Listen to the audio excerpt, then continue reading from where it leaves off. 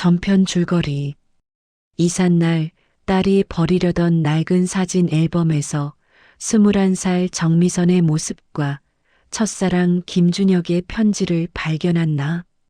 딸의 약혼자가 그와 닮아 있어 혼란스러웠지만 딸의 행복을 위해 결혼을 찬성했습니다. 하지만 묻어뒀던 과거가 다시 꿈틀대기 시작했습니다. 결혼식 날짜가 잡혔습니다. 석 달 뒤 5월. 딸아이는 매일 저에게 전화해서 이것저것 물었습니다. 엄마, 드레스는 어라인이 나을까요? 머메이드가 나을까요? 엄마, 피로연 음식은 뭐가 좋을까요? 엄마, 하객은 몇 명 정도 부를까요? 저는 하나하나 대답해 줬습니다. 하지만 정신은 다른 곳에 가 있었습니다. 어느 날 딸아이가 물었습니다. 엄마, 결혼식 때 영상 틀 거예요. 엄마, 아빠 옛날 사진 좀 주세요. 영상? 네, 신랑 신부 어릴 적부터 지금까지 사진 모아서 만드는 거요. 제 가슴이 철렁 내려앉았습니다. 꼭 해야 돼? 당연하죠. 요즘 결혼식은 다 해요. 딸아이는 당연하다는 듯 말했습니다. 저는 할 말을 잃었습니다. 사진. 그 앨범 속 사진들. 김준혁과 함께 찍은 사진들. 엄마, 왜요? 사진 없어요? 아니, 있어. 찾아볼게. 빨리 주세요. 영상 제작사에 넘겨야 돼요. 전화를 끊은 뒤 저는 한참을 멍하니 앉아 있었습니다. 어떻게 해야 할까요? 앨범을 주면 혹시 그 사진이 섞여 들어가진 않을까요? 김준혁과 함께 찍은 사진. 딸아이는 이미 한 번 봤지만 다른 사람들도 보게 되면, 남편이 보게 되면, 저는 서재로 가서 앨범을 꺼냈습니다. 그리고 한 장 한 장 넘기기 시작했습니다. 가족 사진, 혼자 찍은 사진, 친구들과 찍은 사진. 그 사이사이에 김준혁이 있었습니다. 저와 손을 잡고 웃고 있는 사진, 저를 안고 있는 사진, 저의 머리를 쓰다듬는 사진. 너무 많았습니다. 저는 조심스럽게 그 사진들을 한 장씩 떼어냈습니다. 앨범에서 분리하니 뒷면에 풀 자국이 남았습니다. 30년 된 풀. 사진을 모두 떼어내고 나니 10장 정도 됐습니다. 저는 그 사진들을 손에 들고 한참을 바라봤습니다.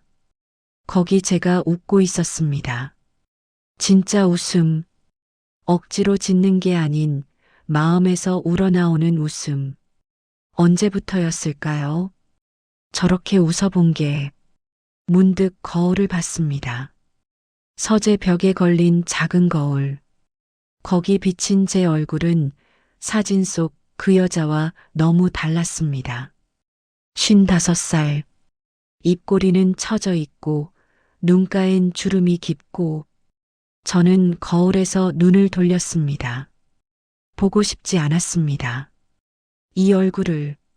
사진들을 봉투에 넣고 서랍 깊숙이 숨겼습니다. 그리고 나머지 앨범을 딸아이에게 보냈습니다. 엄마, 사진 받았어요. 근데 좀 적은 것 같아요. 그게 다야. 옛날엔 사진을 많이 안 찍었어. 그래요? 그래도 괜찮아요. 이것만으로도 충분해요. 딸아이는 만족스러워 했습니다. 저는 안도의 한숨을 쉬었습니다. 하지만 동시에 뭔가 잘못하고 있다는 느낌이 들었습니다. 일주일 뒤 딸아이가 또 전화했습니다. 엄마, 이번 주말에 친정 예단 맞추러 가요. 같이 가실 거죠? 응, 그래야지. 엄마도 한복 맞추세요. 제 결혼식인데 엄마가 제일 예뻐야죠. 저는 쓴웃음을 지었습니다. 예쁘다니. 55살에. 하지만 딸의 말에 거절할 수 없었습니다. 주말 한복 가게에 갔습니다. 딸아이는 신이 나서 이것저것 골랐습니다. 저는 구석에 앉아서 지켜봤습니다. 어머님, 이쪽으로 오세요. 치수제야죠. 한복가게 사장님이 저를 불렀습니다. 저는 일어나 안쪽으로 들어갔습니다. 거울 앞에 섰습니다. 사장님이 줄자로 제 몸을 쟀습니다. 어머님, 체형이 좋으시네요. 한복 잘 어울리실 거예요. 저는 아무 대답도 하지 않았습니다. 거울 속 제 모습을 보고 있었습니다. 회색 스웨터, 검은색 바지, 화장기 없는 얼굴, 평범한 중년 여자. 엄마, 이거 어때요? 딸아이가 연분홍색 한복을 들고 왔습니다. 예쁘다. 엄마가 입으세요. 나는 나이가 있는데. 나이가 무슨 상관이에요. 엄마도 예뻐 보여야죠. 딸아이가 제 손을 잡아 끌었습니다. 저는 어쩔 수 없이 한복을 입었습니다. 거울 앞에 섰습니다. 연분홍색 저고리, 자주색 치마. 낯설었습니다. 이런 옷을 입은 지 얼마나 됐을까요? 엄마, 진짜 예쁘다. 딸아이가 감탄했습니다. 거짓말. 진짜예요. 원래 엄마 얼굴이 예쁜데 화장을 안 해서 그래요. 딸아이가 제 얼굴을 들여다봤습니다. 결혼식 날엔 화장 꼭 하세요. 약속이에요. 그래. 저는 고개를 끄덕였습니다. 하지만 거울 속 제 얼굴은 어색하게 굳어 있었습니다. 예쁘다고요. 55살에 한복을 입었다고 해서 달라지는 게 있을까요? 한복 가게를 나오는 길에 딸아이가 제 팔짱을 꼈습니다. 엄마, 저 진짜 행복해요. 그래, 다행이다. 엄마도 행복하시죠? 저는 대답 대신 딸의 손을 꽉 잡았습니다. 행복하냐고요? 잘 모르겠습니다. 딸이 행복한 건 확실합니다. 하지만 저는 집에 돌아와 한복을 옷장에 걸었습니다. 연분홍색 한복, 어두운 옷장 안에서 유난히 밝게 빛났습니다. 저는 한참을 그걸 바라봤습니다. 문득 옛날 생각이 났습니다. 21살 때 김준혁이 했던 말. 미선아, 너 분홍색 옷 입으면 진짜 예쁠 것 같아. 저는 그때 웃으며 말했습니다. 분홍색은 애들이나 입는 거야. 아니야. 너한테 어울릴 거야. 하지만 저는 한 번도 분홍색 옷을 입지 않았습니다. 밤 잠이 오지 않았습니다. 옆에서 남편은 코를 골며 자고 있었습니다. 저는 조용히 일어나 거실로 나왔습니다. 불을 켜지 않고 소파에 앉았습니다. 창밖으로 달빛이 들어왔습니다. 저는 서재로 가서 서랍을 열었습니다. 숨겨뒀던 사진들, 김준혁과 함께 찍은 사진들, 한 장을 꺼내 들었습니다. 거기서 저는 연두색 원피스를 입고 웃고 있었습니다. 밝은색 옷, 화사한 웃음. 지금의 저와는 전혀 다른 사람. 손가락으로 사진을 쓰다듬었습니다. 차가운 종이. 30년 전 순간. 그때 저는 행복했습니다. 확실히 행복했습니다. 그런데 왜 그 행복을 버렸을까요? 왜 김준혁이 아닌 남편을 선택했을까요? 기억이 났습니다. 25살 선택의 순간, 김준혁은 말했습니다. 미선아, 나랑 미국 가자. 거기서 새로 시작하자. 저는 흔들렸습니다. 하지만 동시에 두려웠습니다. 불확실한 미래, 낯선 나라, 그리고 그때 지금의 남편을 만났습니다. 안정적이고 착하고 집안도 좋은 남자, 부모님이 좋아하는 남자. 저는 선택했습니다. 확실한 것을. 그게 맞는 선택이었을까요? 지금도 잘 모르겠습니다. 후회하냐고 물으면 아니라고 대답할 겁니다. 딸을 낳았고 평범하지만 안정적인 삶을 살았으니까요. 하지만 가끔, 아주 가끔, 다른 삶을 상상합니다. 김준혁과 함께 미국에 갔다면, 정미선으로 계속 살았다면, 어떤 사람이 됐을까요? 사진을 도로 서랍에 넣으려는데 뒷면에 뭔가 쓰여 있는 게 보였습니다. 사진을 뒤집었습니다. 파란색 볼펜 글씨, 1992년 봄 남산에서 세상에서 제일 예쁜 미선이와 함께 마이너스 준혁. 눈물이 났습니다. 세상에서 제일 예쁜 미선이. 그 이름을 부르는 사람이 이제 없습니다.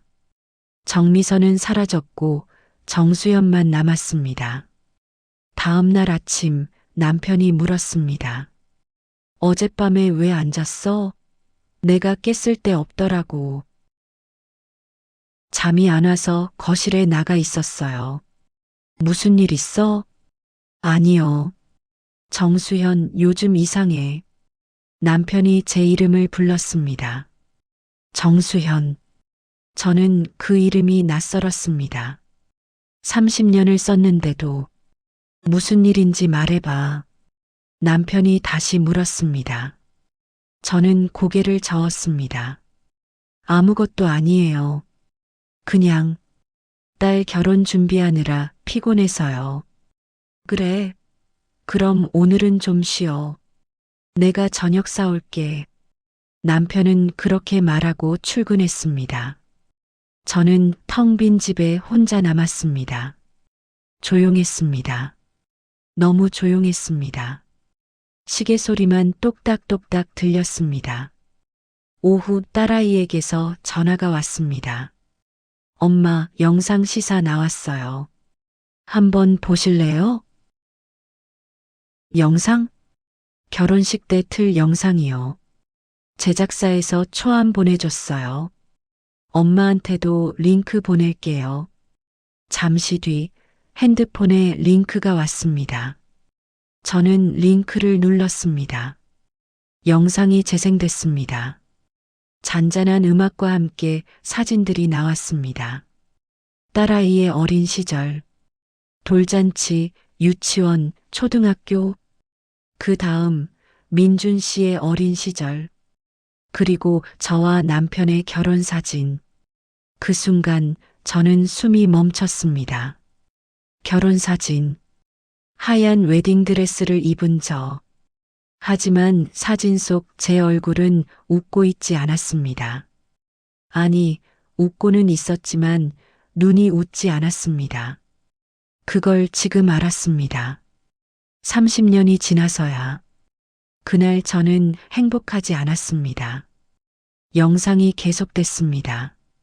딸아이가 자라는 모습, 가족여행 사진, 크리스마스, 생일잔치, 웃고 있는 저희 가족. 하지만 제 눈엔 다르게 보였습니다. 저 사진 속 여자가 정말 웃고 있는 걸까? 아니면 웃는 척하고 있는 걸까? 영상이 끝났습니다. 저는 한참을 핸드폰을 들고 있었습니다. 딸아이에게서 다시 전화가 왔습니다. 엄마 봤어요? 어때요? 응, 좋더라. 다행이다. 근데 엄마 목소리가 왜 그래요? 아니야, 괜찮아. 그냥 감동받아서. 거짓말이었습니다. 감동이 아니었습니다. 슬픔이었습니다. 제 인생이 저렇게 정리되는 게 마치 이미 끝난 것처럼 보이는 게 그날 밤 저는 다시 편지를 꺼냈습니다. 김준혁의 편지. 마지막 부분을 다시 읽었습니다. 미선아, 내가 행복하길 바라. 진심으로. 저는 중얼거렸습니다. 저는 행복한 걸까요? 아무도 대답하지 않았습니다. 텅 빈 방에서 저 혼자 묻고 있었습니다. 한 달이 지났습니다. 결혼식이 한 달 앞으로 다가왔습니다. 딸아이는 점점 더 바빠졌습니다. 저도 덩달아 바빠졌습니다. 하지만 마음은 점점 더 무거워졌습니다. 뭔가 잘못되고 있다는 느낌, 뭔가 놓치고 있다는 느낌. 어느 날 우편함에 초대장이 와 있었습니다.